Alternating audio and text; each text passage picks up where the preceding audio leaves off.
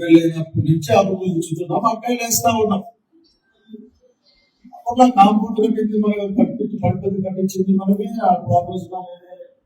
అవంతా కూడా అసలు ఎప్పుడు మనకి ఆ ఫీలింగ్ రాలేదు. తెలుగుదేశం పార్టీ వాళ్ళైనా, మనమైనా, సిపిఎం సిసి వాళ్ళైనా, లేక చిన్న చిన్న ప్రోగ్రామ్ లో ఉన్నా కానీ వాళ్ళు కూర్చొని ఆ రామాలయంలో కూర్చొని మాట్లాడుకుంటే ఆనవాయితీ. అది ఎవరి యొక్క హక్కు కింద, ఆస్తి కింద అనుకున్నారు.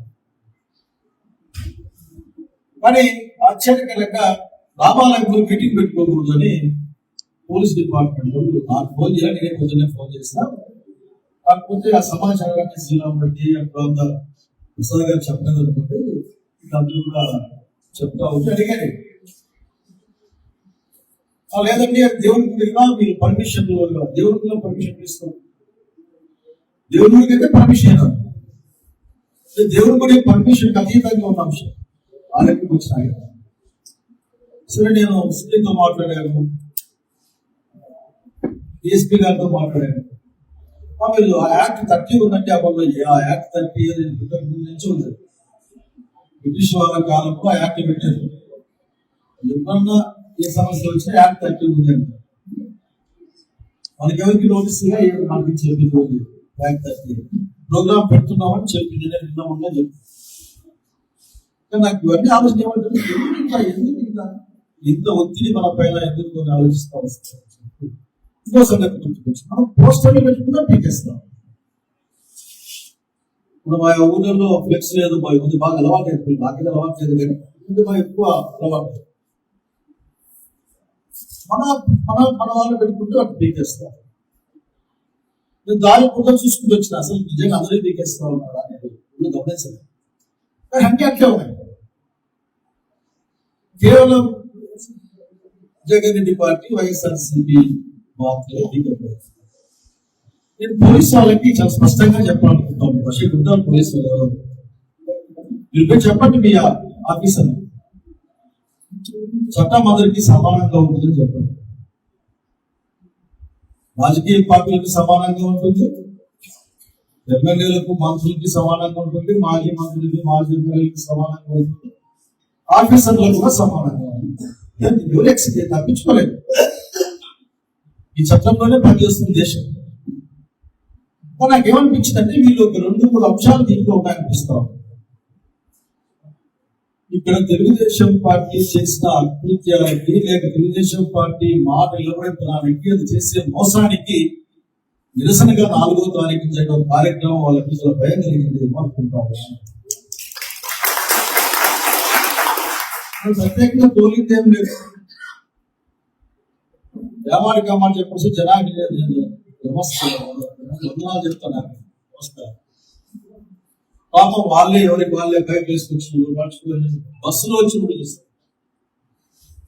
కానీ చంద్రబాబు నాయుడు గారి ఇంటర్వ్యూ మధ్య నిన్న ముందు నాకు కనిపించింది. ఏంటంటే ఒక భూతం ఉంది రాష్ట్రంలో, ఆ భూతాన్ని భూస్థాపితం చేస్తాను నేను అని మాట్లాడాను. అంటే జగన్మోహన్ రెడ్డి రూపేనా, వైఎస్ఆర్ కాంగ్రెస్ పార్టీ రూపేనా ఇక్కడ భూతం నుంచి చేస్తాను. అతను చేసే చెడ్డ పనులన్నింటినీ కూడా అడ్డం తగిలే వాళ్ళం దేవుడు చెప్పను, కానీ ప్రజల కోసం రక్షణగా నిలబడే వాళ్ళ మనం ఎట్లా పిలిచిన ఒకటే. కానీ అతనికి దుర్బుద్ధిని గమనించమని కోరుతా ఉన్నాం. అంటే మనం ఎవరూ లేకుండా అతను ఒక్కడే ఈ దేశాన్ని, ఈ రాష్ట్రాన్ని ముంచుకుంటూ, పరిపాలించుకుంటూ, ప్రజలకు మోసం చేస్తూ, ప్రజలకు ఇచ్చిన మాట నిలబెట్టుకోకుండా 6 వాగ్దానాలు అమలు చేశాడు. మనం చూసాం కదా, 6 వాగ్దానాలు అయిపోయినాయి. తమాష కనిపించింది నాకు. ఇంత ఈజీగా మాటలు పెట్టుకోవడం అసలు నాకు తెలియదే అనుకున్నా. నేను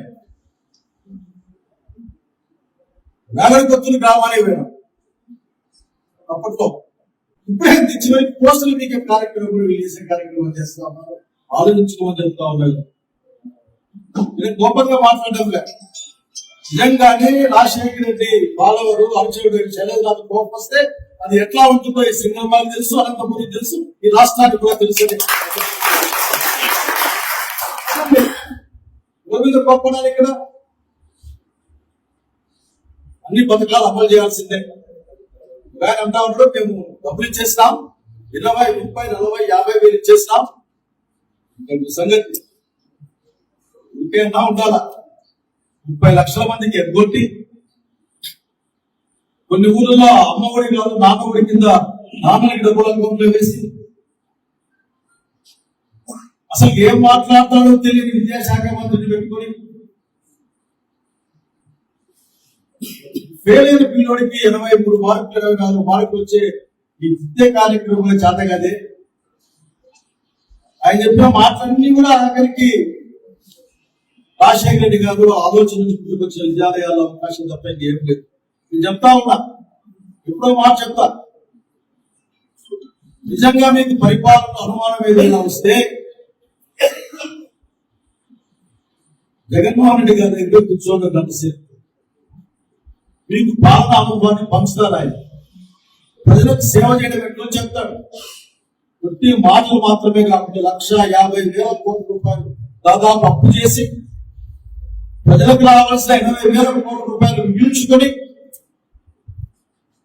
ఒక సంవత్సరం ఇచ్చిన మాటలను తప్పించుకుని ఇప్పుడే చేశానని సంకల్పించుకునే కార్యక్రమాన్ని ఆపితే బాగుంటుంది బాబు గారిని నేను ముఖ్యమంత్రి కదా వినయంగానే తెలియజేస్తాను.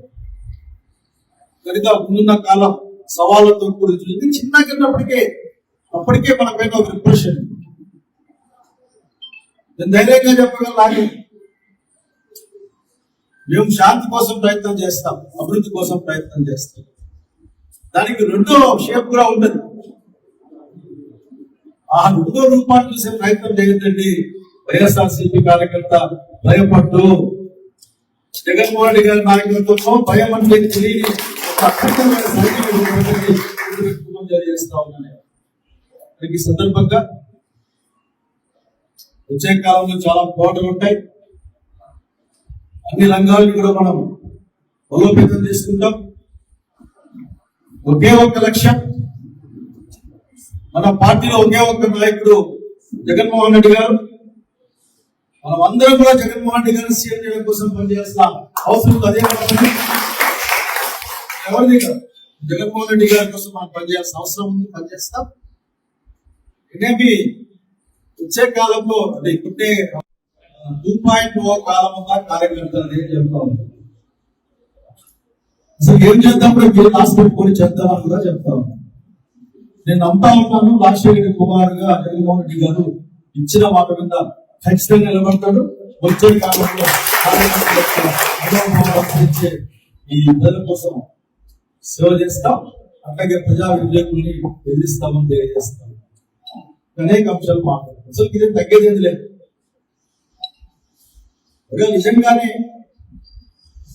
రామాలయం దగ్గర మీటింగ్ పెట్టుకుంటాం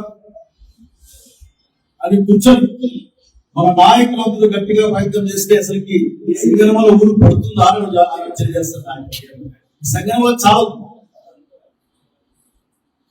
మనకు అటువంటి అదేమంటారు దొంగ బుద్ధి లేదు. చెప్పే ధైర్యంగా మాట చెప్పిన మాట చేస్తాం, చేసిన పని చెప్తాం, ముందుకు వెళ్తాం. ఈ రోజున పుస్తకావిష్కరణ కార్యక్రమం మాత్రమే పెట్టుకున్నాం. ఆ పుస్తకంలో ఉన్న అంశాలను అమలు చేయించే కార్యక్రమం పెట్టుకుంటే వైఎస్ఆర్సీపీ ఏం చెప్తుందో ఆ మాట చెబుతుంటే చాలా డిఫరెంట్ గా ఉంటుంది. ఇంకా పోలీసు వాళ్ళు మమ్మల్ని సభ్యులు భయపడాల్సిన పని లేదు. మేము అధికారులను భయపెట్టడానికి లేదు, అధర్మంలో ఉండే వాళ్ళని దుర్మార్గుల్ని భయపెట్టడానికి ఉన్నాం, కానీ సిస్టమ్ నాశనం చేద్దామని ఆలోచన మాకు లేదు. ఆలోచించుకోవాల్సిన అసలు పోలీసులు ఆలోచించాలి. అసలు రామాలయం పైన పోవడానికి ఆ నిషేధం మీద నాకు ఇప్పటికీ అర్థం కాదు. పిల్లలు కూడా ఆడుకుంటారు, మీటింగ్లు పెట్టుకుంటారు. ఇంతవరకు రామాలయంలో మీటింగ్ పెట్టుకుంటే ఏ గొడవ జరగలేదు. మీరు పెట్టకపోతే చాలు ఈ ఊళ్ళో గొడవ చెప్తున్నారు. మీరు దయచేసి ఆ పోస్టర్లు మీకు ఈ పోస్టర్లు మీకు మీరు చేసే పని కాకుండా వేరే పనులు చేసుకుంటా మీరు చేసే పని ఏదో చేయండి.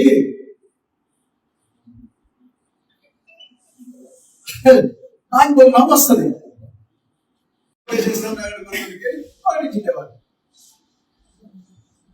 ఈ టెక్నిక్ అతను మనకి చెప్పాడు. 4 అనేది గ్యాప్ పెడతాడు.